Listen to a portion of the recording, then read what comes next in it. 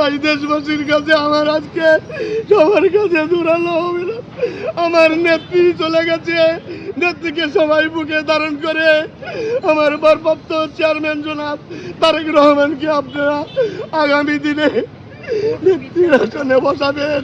এদেশের সংসদীয় আসনে প্রধানমন্ত্রী হিসাবে আপনারা বসাবেন, এটাই আপনাদের কাছে আমার আহ্বান।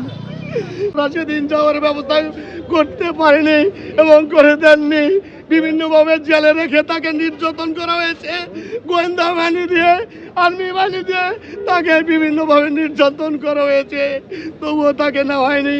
তখন তিনি মৃত্যুর যন্ত্রণায় চটপট, শেষ পর্যন্ত আমার নেত্রী বলেছে আমি বিদেশে যাব না, আমার 18 কোটি জনতাকে রেখে আমি বিদেশে যাব না, আমি যেতে পারি না।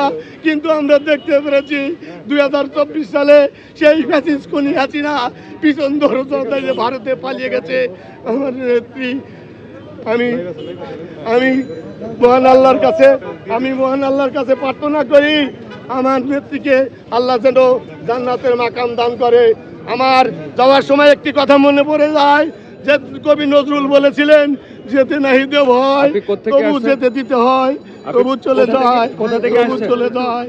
আমার মা বেঁচে থাকবে আমাদের হৃদয়ে, আমার মা বেঁচে থাকবে 18 থেকে আসছেন।